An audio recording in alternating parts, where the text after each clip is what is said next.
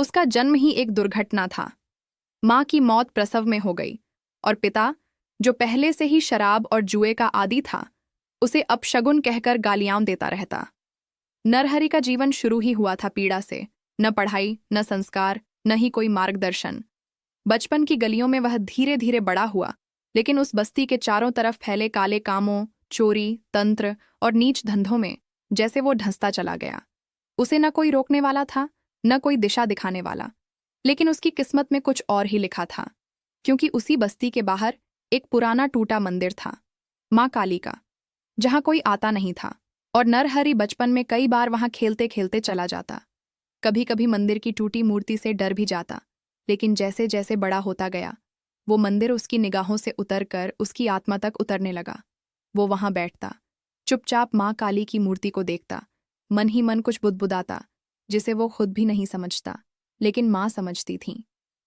एक दिन जब नरहरि 14 साल का था, उसके पिता ने उसे इतनी बेरहमी से पीटा कि वह अधमरा हो गया। और उसी रात वह रोता हुआ मंदिर पहुंचा, माँ की मूर्ति से लिपट गया और चुपचाप सो गया। रात के तीसरे पहर अचानक उसकी आंख खुली। उसने देखा मूर्ति से धुआं निकल रहा था और वहां एक परछाई जैसी स्त्री खड़ी थी।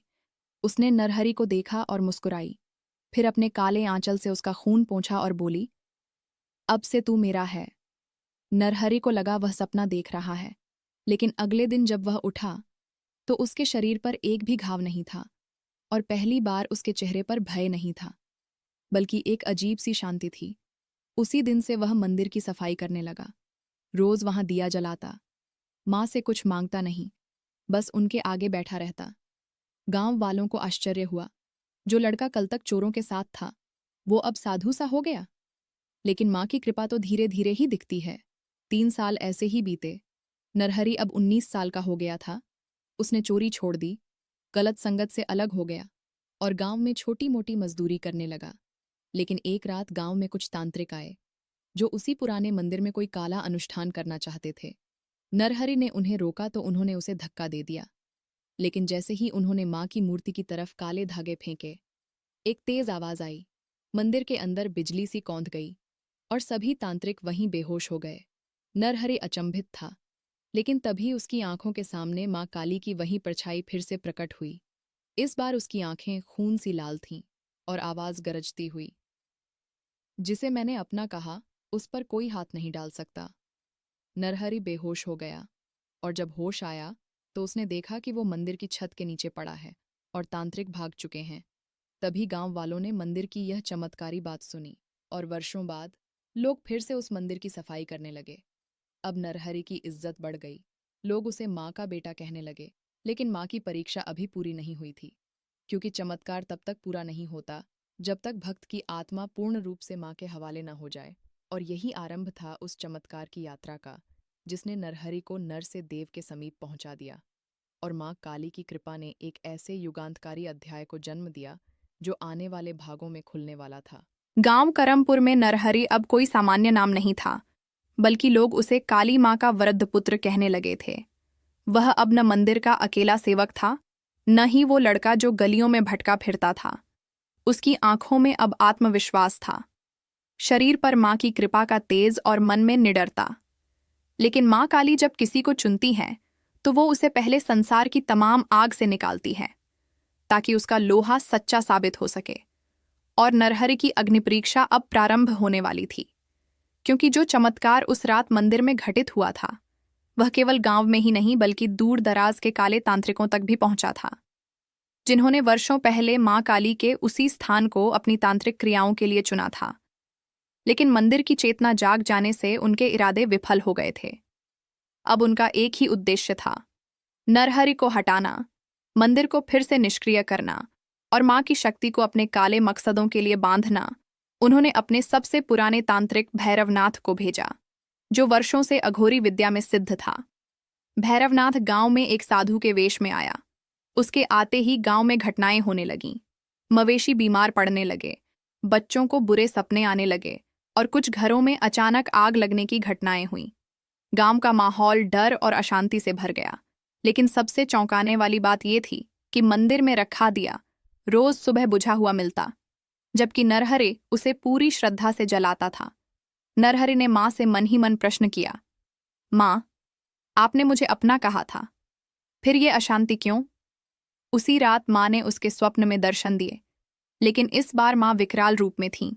गले में नरमुंड माला, रक्त जिह्वा और चारों हाथों में शस्त्र। माँ बोलीं, बेटा, अंधकार लौट आया है और तुझमें अब वो शक्ति है कि तू मेरा सेनापति बन सके, लेकिन इसके लिए तुझे मेरी उपासना के अंतिम मार्ग पर चलना होगा। केवल सेवा नहीं, अब साधना करनी होगी, अग्नि की साधना। नरहरि ने उसी क्षण व्रत लिया कि वो 40 दिन तक केवल जल और बेलपत्र पर रहेगा और प्रतिदिन माँ की अग्नि आराधना करेगा। लेकिन तांत्रिक भैरवनाथ को इसकी भनक लग गई। उसने गांव की एक विधवा महिला पर तांत्रिक प्रभाव डालकर उसे नरहरि के सामने अपमानित करवाया, जिससे गांव वालों को भ्रम हो कि नरहरि की साधना से गांव को नुकसान हो रहा है। एक पंचायत बैठी गई, जिसमें कुछ मूर्ख और स्वार्थी लोग भैरवनाथ के प्रभाव में आकर बोले कि मंदिर को बंद कर दिया जाए और नरहरि को गांव से बाहर कर दिया जाए। लेकिन जब यह निर्णय लिया गया तो अचानक आसमान में बादल घिर आए, गरज चमक और तेज आंधी आई। मंदिर की मूर्ति से एक नाद गूंजा, मेरा सेवक अपमानित होगा तो प्रलय मैं स्वयं लाऊंगी। उसी क्षण एक बिजली मंदिर के पास गिरी और भैरवनाथ जोर से चीखा। उसका चेहरा विकृत हो गया और वह अपने असली रूप में आ गया। एक तांत्रिक अघोरी काले भस्म से सन्ना हुआ। तब सब समझ गए कि सच्चाई क्या है। नरहरि चुपचाप खड़ा रहा, उसकी आंखें बंद थीं और मन में वह माँ को पुकार रहा था। माँ ने उसी क्षण अपने दिव्य रूप से मंदिर के अंदर प्रकट होकर भैरवनाथ को चेतावनी दी, अगर फिर किसी भक्त को छूने का प्रयास किया तो तुम्हारा अंत यहीं होगा।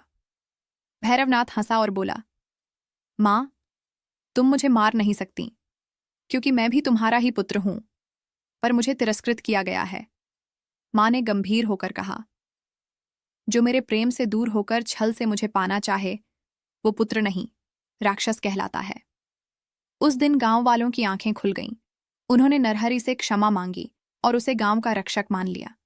लेकिन माँ ने नरहरि से कहा, अभी तो प्रारंभ है बेटा, आगे तू मेरे नाम से जो रण करेगा वह केवल इस गांव के लिए नहीं, बल्कि उन भूले बिसरे पथों के लिए होगा जहां मेरे नाम की लौ बुझ चुकी है।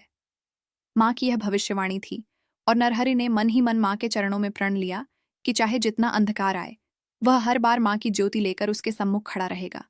वह अब साधारण नरहरि नहीं था, बल्कि माँ का वह प्रहरी बन चुका था जिसे काली दूत कहा जाने लगा। और अगले चरण में उसकी साधना उसे एक ऐसे द्वार पर ले जाएगी जहां न केवल उसका धर्म बल्कि आत्मा की संपूर्ण परीक्षा होगी, क्योंकि माँ की कृपा जितनी महान होती है उतनी ही गंभीर होती है उसका मार्ग। और ये राह अभी बहुत लंबी थी। जब नरहरि को काली दूत कहा जाने लगा था, तब वह केवल एक नाम नहीं रह गया था, बल्कि अब माँ काली की एक ऐसी छाया बन चुका था जो चलती थी मनुष्यों के बीच, लेकिन चेतना उसकी देवी की थी। अब वह हर सुबह सूर्य उदय से पहले उठता, माँ की प्रतिमा को जल से स्नान कराता, मंदिर में भजन स्तोत्र गाता और फिर उस चबूतरे पर बैठ जाता जहां माँ ने उसे पहली बार छुआ था। वहां वह घंटों साधना करता, लेकिन इस साधना में अब केवल भक्ति नहीं थी। अब वह माँ के उस विराट रूप की ओर खींचता चला जा रहा था जहां भावुकता समाप्त हो जाती है और केवल तेज तप और त्याग रह जाता है। माँ ने उसे संकेत देना शुरू किया, स्वप्न में, ध्वनि में। कभी फूल गिरते तो कभी जलता हुआ दीपक हवा के बिना बुझ जाता। माँ उसे एक स्थान विशेष की ओर खींच रही थीं, जहां कुछ अधूरी साधनाएं वर्षों से तड़प रही थीं, और माँ चाहती थीं कि नरहरि अब वहां जाए। यह स्थान था श्वेतकुंड पर्वत, जो गांव से 4 कोस दूर जंगलों के बीच स्थित था। यह वह जगह थी जहां कभी किसी समय माँ की उपासना होती थी, लेकिन अब वहां केवल वीराना और भय बचा था। लोगों का मानना था कि वहां जाने वाला लौटकर नहीं आता, क्योंकि वह स्थान एक प्राचीन तांत्रिक युद्ध भूमि था, जहां माँ की पूजा को कलंकित करने वाले कई तांत्रिकों का अंत हुआ था और उनकी आत्माएं अब भी वहां भटकती थीं। लेकिन माँ ने नरहरि को उसी ओर बुलाया था और वह चल पड़ा, बिना किसी को बताए, बस माँ का नाम लेते हुए और मन में यह विश्वास लिए कि जहां माँ है वहां कोई भय नहीं। जंगल के रास्ते से वह 3 दिन में श्वेतकुंड पहुंचा और वहां जो देखा उसने उसकी आत्मा को हिला दिया। एक विशाल मैदान जिसके मध्य में एक रक्त रंजित कुंड था, चारों ओर राख, जले हुए यज्ञ कुंड हड्डियों के ढांचे और टूटी हुई मूर्तियां थीं। नरहरि वहीं बैठ गया और माँ को पुकारा, माँ, ये कैसा स्थान है जहां तुम्हारा नाम लेते ही वायु भारी हो जाती है। तभी चारों दिशाओं से एक अजीब सी गूंज आई और एक वृद्ध तांत्रिक आत्मा प्रकट हुई। वह बोला, तू भी माँ का नाम लेकर आया है? हमने भी लिया था, लेकिन हमारे मार्ग में अहंकार था। तुम में क्या है? नरहरि ने आंखें बंद कीं और बोला, मुझ में माँ है और मैं उनमें। मेरे पास कोई यंत्र नहीं, कोई तंत्र नहीं, बस उनका नाम है। तभी कुंड से एक तेज ज्वाला निकली और माँ की परछाई उसमें से निकली। माँ ने नरहरि से कहा, तू अब अग्निपथ पर है। यहाँ तू वह साधना करेगा जो पिछले 500 वर्षों से अधूरी है। यहाँ तुझे 3 रातों तक बिना खाए, बिना सोए मेरी छंडी साधना करनी होगी। केवल तब मैं तुझे वह अस्त्र दूंगी जिससे तिमिर को चीर सकेगा। और फिर माँ विलीन हो गईं। नरहरि ने वहीं बैठकर साधना शुरू कर दी।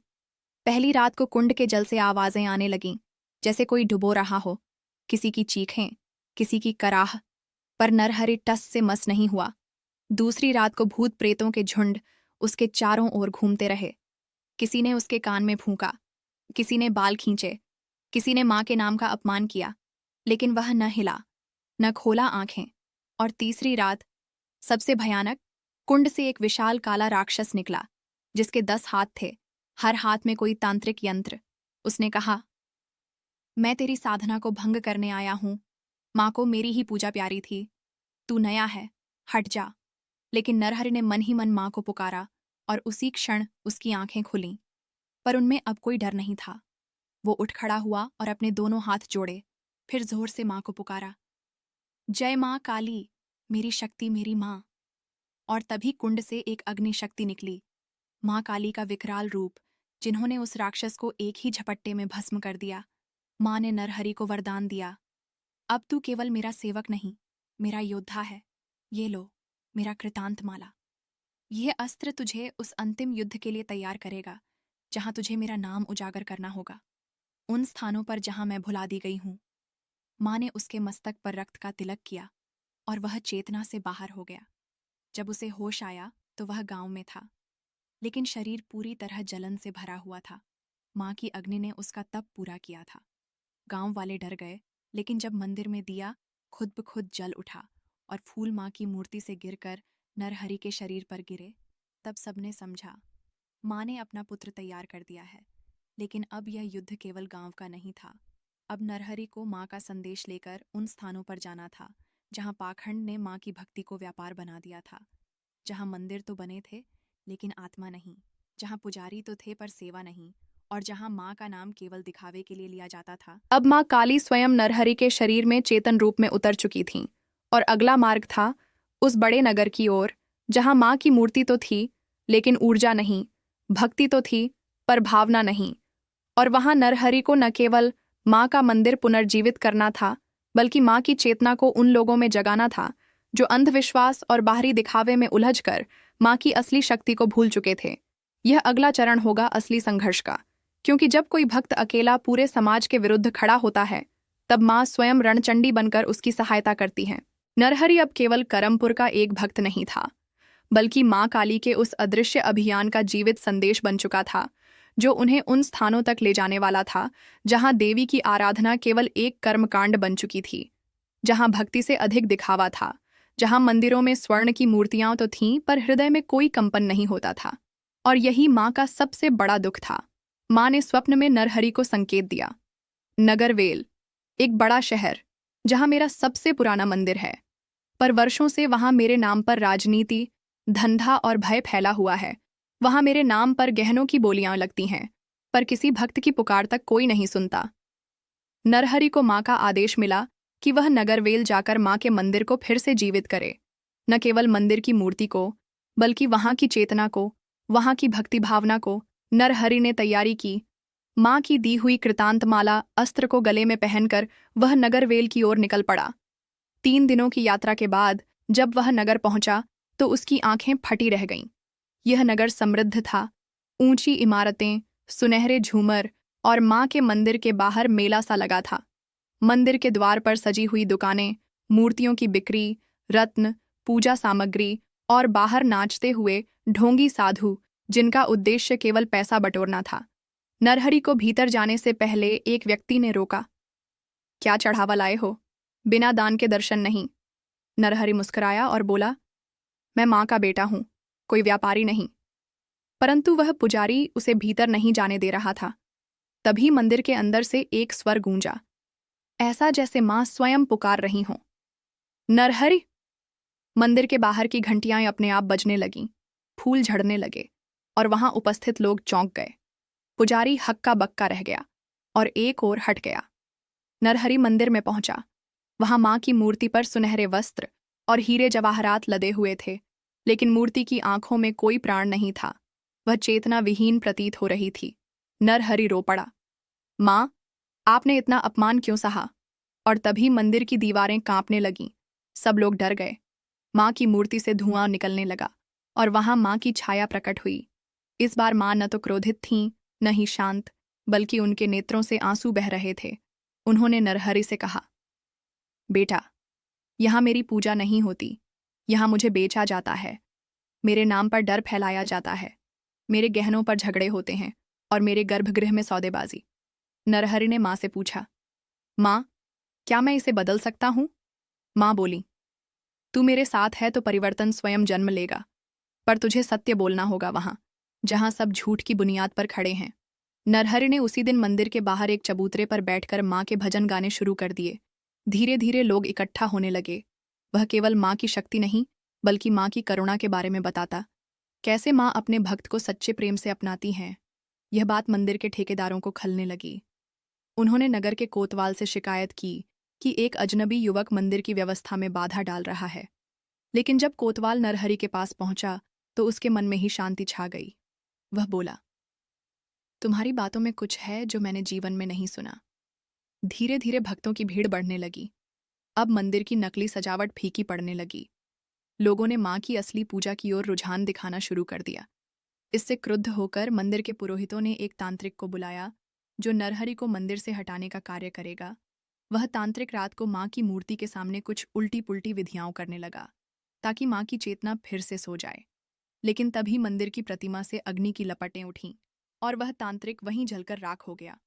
अब नगरवेल कांप गया। मां काली की शक्ति ने साक्षात प्रकट होकर यह सिद्ध कर दिया था कि वह केवल चढ़ावे से प्रसन्न नहीं होती, वह तो उस हृदय को देखती हैं जो सच्चे प्रेम से उनको पुकारे। अब नरहरि को नगर के राजा ने बुलाया और निवेदन किया कि वह मंदिर की व्यवस्था अपने हाथ में ले। लेकिन नरहरि ने कहा, मां का मंदिर किसी एक व्यक्ति की जागीर नहीं होता। इसे हर भक्त का केंद्र बनाओ, इसे आत्मा से जोड़ो। राजा ने उसके सुझाव से एक नया नियम बनाया कि अब मां के मंदिर में कोई शुल्क नहीं लगेगा। कोई पुजारी मां की सेवा को व्यवसाय नहीं बना सकेगा और मां की पूजा केवल प्रेम और श्रद्धा से होगी। नरहरि ने वहां एक छोटा सा आश्रम भी बनाया जहां वह मां के वास्तविक स्वरूप की कथा सुनाता।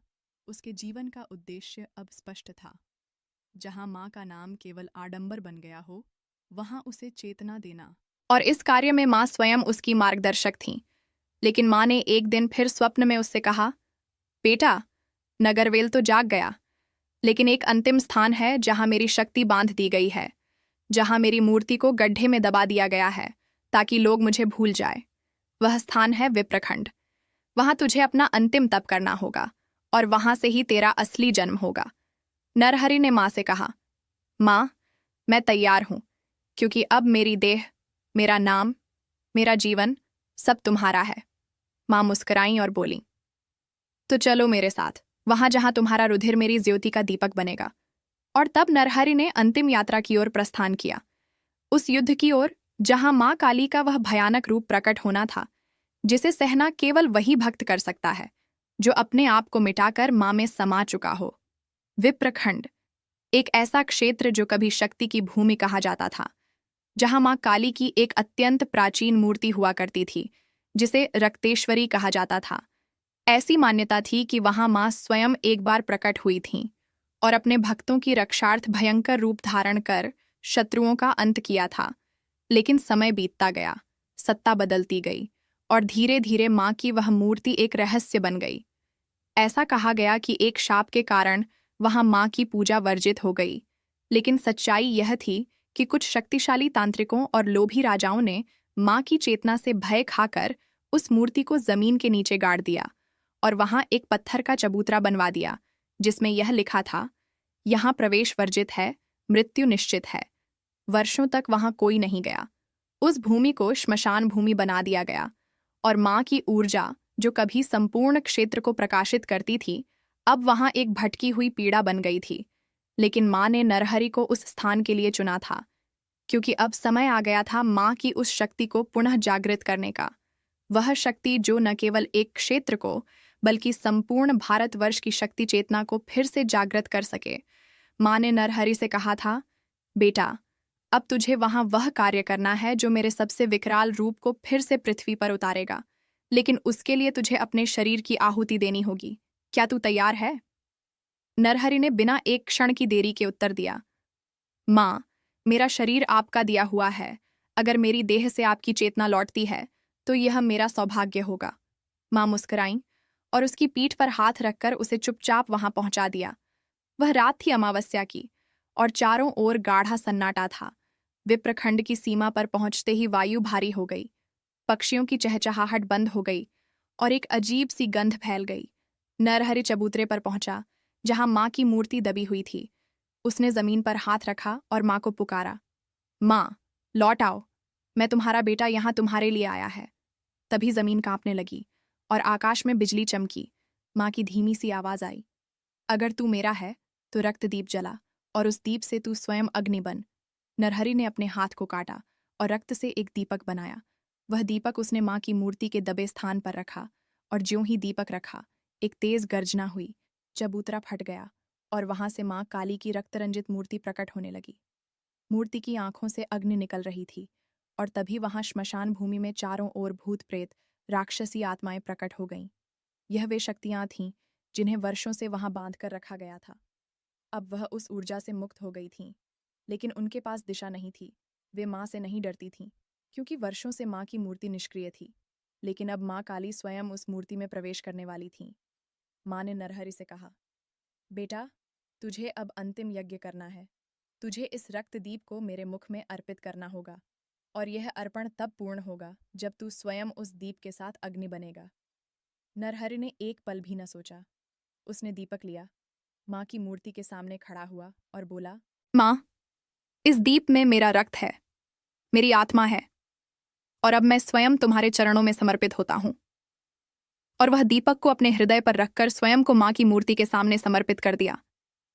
उसी क्षण एक तेज अग्नि लपट उठी। माँ की मूर्ति चमक उठी और माँ का विकराल रूप मूर्ति में जाग गया। माँ की जिह्वा बाहर निकली, उनके हाथों में खड्ग और त्रिशूल प्रकट हो गए और उनके साथ साथ चारों दिशाओं से देवियां प्रकट हुईं। चामुंडा, भद्रकाली, तारा, धूमावती, उन्होंने सभी अशुद्ध आत्माओं को चारों दिशाओं में तितर बितर कर दिया। माँ काली ने गगनचुंबी नाद किया, यह भूमि अब फिर से पवित्र हुई। यह मेरा निवास है और यह मेरा पुत्र नरहरि अब मेरा ही रूप है। तभी मंदिर के भीतर एक नई मूर्ति प्रकट हुई, जिसमें माँ काली के चरणों में नरहरि की प्रतिमा थी, भक्त रूप में, आहुति रूप में। और उसी क्षण माँ ने वरदान दिया, जिस किसी ने भी इस स्थान पर सच्चे भाव से दीप जलाया, उसे मैं स्वयं रुधिर से रक्षा करूंगी। अगले दिन गांव वालों ने देखा कि विप्रखंड की भूमि पर फिर से हरियाली आ गई है। वहां माँ का मंदिर बन चुका था। लोग बोलने लगे, नरहरि अब नर नहीं, स्वयं शक्ति है। अब वह कहीं नहीं था, उसका शरीर नहीं था, पर उसकी चेतना मंदिर के हर पत्थर में समा गई थी। वह माँ का पुत्र बनकर माँ के भीतर ही विलीन हो गया था। और अब जो भी भक्त माँ काली की सच्ची भक्ति से पुकार करता है, उसकी रक्षा नरहरि करता है, माँ की छाया बनकर, उनके नाम की गूंज बनकर। और जब भी कोई तांत्रिक शक्ति या पाखंडी माँ के नाम को अपवित्र करता है, तो उसी रात मंदिर में एक काली परछाई दिखाई देती है और फिर अगली सुबह से वहां केवल माँ का नाम सुनाई देता है। और कहा जाता है, माँ काली जब अपने भक्त को चुनती हैं तो वह उसे मिटा नहीं देती, वह उसे स्वयं में समा लेती है। और नरहरि की यह कथा माँ के चमत्कार का वह जीवित ग्रंथ है, जो भक्त को यह सिखाता है कि माँ की भक्ति में दिखावा नहीं, समर्पण चाहिए। और अगर एक भी भक्त सच्चे भाव से माँ को पुकारता है तो माँ स्वयं प्रकट होती हैं, अग्नि बनकर, छाया बनकर या किसी नरहरि बनकर। कभी सोचा है, अगर जीवन अंधेरे में जन्मे तो क्या उसका अंत भी अंधेरा होगा? नहीं, क्योंकि माँ काली वही है जो अंधेरे में भी दीपक जलाती हैं। यह कहानी है नरहरि की, एक ऐसा लड़का जिसे जन्म लेते ही मनहूस कह दिया गया, जिसने गलियों में दुख का धूल खाया, पर फिर माँ काली ने उसे छुआ। बस वही पल उसकी आत्मा का पुनर्जन्म बन गया। नरहरि अब केवल भक्त नहीं रहा, वो माँ का संदेश बन गया। उसने अपने लहू से दीप जलाया, अपने शरीर को आहुति बनाया, अपने नाम को माँ की छाया में खो दिया, ताकि कोई और बच्चा, कोई और भटका आत्मा माँ के दरवाजे तक पहुंचे। ये कहानी सिर्फ एक भक्त की नहीं है, ये तुम्हारी भी हो सकती है।